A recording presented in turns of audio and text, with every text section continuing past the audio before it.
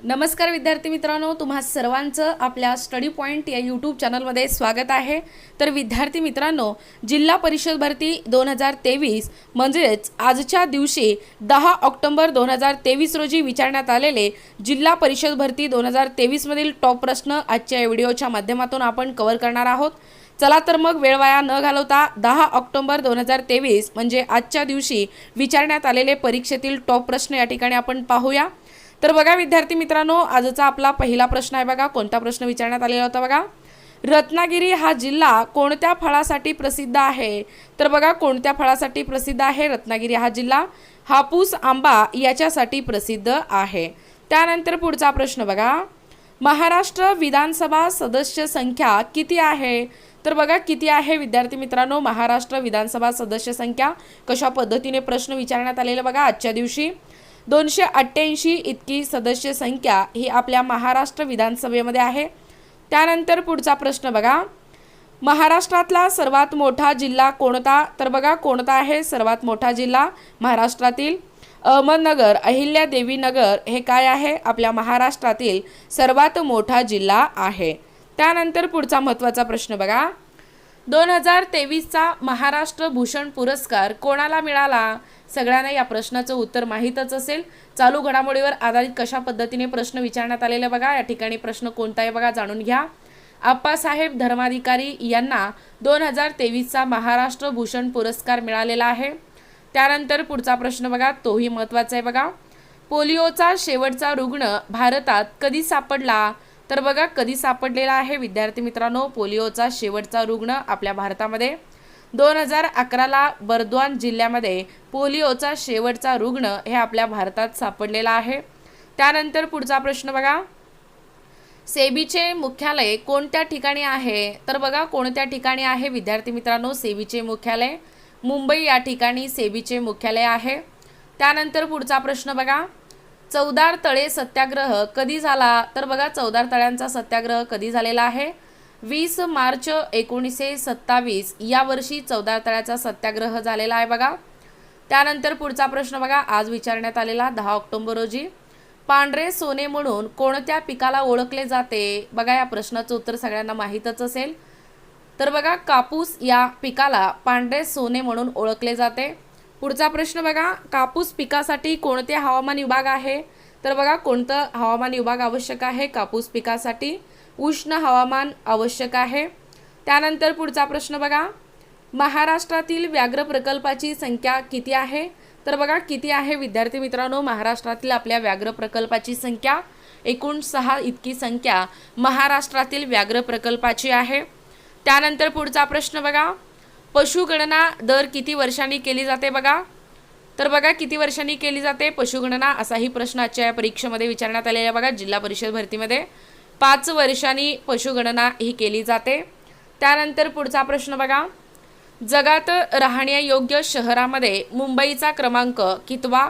तर बघा कितवा आहे जगात राहण्यायोग्य शहरामध्ये मुंबईचा क्रमांक कितवा आहे बघा?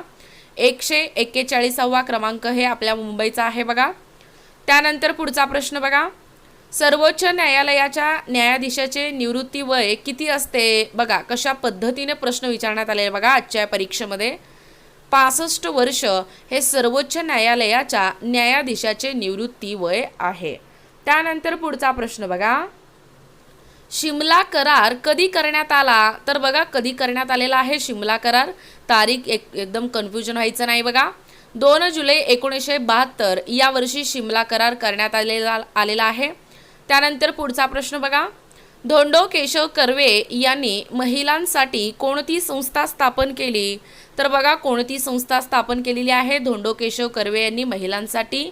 हिंगणे स्त्री संस्था। कधी? तर 1896 या वर्षी धोंडो केशव कर्वे यांनी महिलांसाठी संस्था स्थापन केली आहे। त्यानंतर पुढचा प्रश्न बघा, कृषी गणना दर किती वर्षांनी होते? हा प्रश्न झालेला आहे बघा, दर 5 वर्षांनी कृषी गणना ही होत असते। त्यानंतर पुढचा प्रश्न बघा, हरभऱ्याचा हमीभाव 2023चा किती आहे? तर बघा किती आहे बघा चालू घडामोडीचे प्रश्न कशा पद्धतीने विचारण्यात आलेले बघा आजच्या परीक्षेमध्ये 5335 रुपये हे हरभऱ्याचा हमीभाव 2023चा आहे। त्यानंतर पुढचा प्रश्न बघा, NDPचा फुल फॉर्म काय आहे बघा. तर बघा काय आहे NDPचा full form. Net domestic product हे काय आहे, NDPचा फुल फॉर्म आहे. त्यानंतर पुढचा प्रश्न बघा, महाराष्ट्राच्या दक्षिणेस कोणते राज्य आहे. तर बघा कोणते राज्य आहे महाराष्ट्राच्या दक्षिणेस. कर्नाटक हे राज्य महाराष्ट्राच्या दक्षिणेस आहे. त्यानंतर पुढचा प्रश्न बघा, भाजीपाला पिकाच्या अभ्यासाला काय म्हणतात. तर बघा काय म्हणत असतात भाजीपाला पिकाच्या अभ्यासाला. ओलेरीकल्चर असे भाजीपाला पिकांच्या अभ्यासाला म्हणतात. त्यानंतर पुढचा प्रश्न बघा, बाबा आमटे यांना कोणता पारितोषिक मिळाला आहे. तर बघा या ठिकाणी हाही प्रश्न विचारण्यात आलेला आहे. त्यानंतर पुढचा प्रश्न बघा, सेबीचे मुख्यालय कोठे आहे. तर बघा कोठे आहे सेबीचे मुख्यालय, हा प्रश्न होऊन गेलेला बघा. मुंबई या ठिकाणी सेबीचे मुख्यालय आहे. त्यानंतर पुढचा प्रश्न बघा, महात्मा फुले कर्जमुक्ती योजना यावर आधारित देखील एक प्रश्न विचारण्यात आलेला होता. त्यानंतर पुढचा प्रश्न बघा, रत्नागिरी जिल्ह्यातील थंड हवेचे ठिकाण कोणते. तर बघा कोणते आहे रत्नागिरी जिल्ह्यातील थंड हवेचे ठिकाण. दापोली माचाळ हे काय आहे रत्नागिरी जिल्ह्यातील थंड हवेचे ठिकाण आहे. त्यानंतर पुढचा प्रश्न बघा, युनेस्कोने कोणत्या नृत्याला स्थान दिले आहे. असाही प्रश्न आजच्या या जिल्हा परिषद भरतीमध्ये 10 तारखेला म्हणजे आजच्या दिवशी विचारण्यात आलेला आहे. त्यानंतर पुढचा प्रश्न बघा, हिंगाणे कर्वे इन्स्टिट्यूट कुठे आहे. तर बघा कोठे आहे हिंगाणे कर्वे इन्स्टिट्यूट. पुणे या ठिकाणी हिंगाणे कर्वे इन्स्टिट्यूट आहे. त्यानंतर पुढचा प्रश्न बघा, क्षेत्रफळाच्या दृष्टीने महाराष्ट्राचा कितवा क्रमांक लागतो. तर बघा कितवा क्रमांक लागतो आपल्या महाराष्ट्राचा क्षेत्रफळाच्या दृष्टीने. 3रा क्रमांक हे क्षेत्रफळाच्या दृष्टीने लागतो. त्यानंतर शरद ऋतूत पानझड होणाऱ्या झाडांना काय म्हणतात. तर बघा काय म्हणत असतात प्रामुख्याने शरद ऋतूत पानझड होणाऱ्या झाडांना पानगळ असे म्हणतात. त्यानंतर पुढचा प्रश्न बघा, भारत पाकिस्तान शिमला करार कधी झाला असा प्रश्न विचारण्यात आलेला आहे बघा. 1972 साली भारत पाकिस्तान शिमला करार हे झालेलं आहे. त्यानंतर पुढचा प्रश्न बघा, महाराष्ट्राच्या आग्नेय दिशेस कोणते राज्य आहे.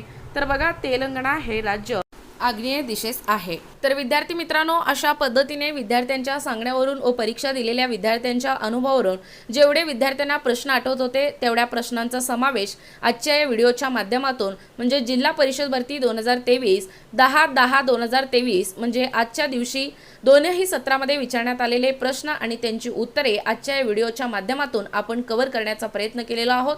तर विद्यार्थी मित्रांनो, तुम्हाला जर आमच्या अध्यापनाचे व्हिडिओ आवडत असतील किंवा तुम्ही जर कोणत्याही स्पर्धा परीक्षेची तयारी करीत असाल किंवा तुम्ही जर आपल्या चॅनलवर नवीन असाल तर आपल्या स्टडी पॉईंट या यूट्यूब चॅनलला लगेचच लाईक आणि सबस्क्राईब करायला विसरू नका. भेटूया अशाच पुढच्या नवीन व्हिडिओमध्ये. तोपर्यंत धन्यवाद.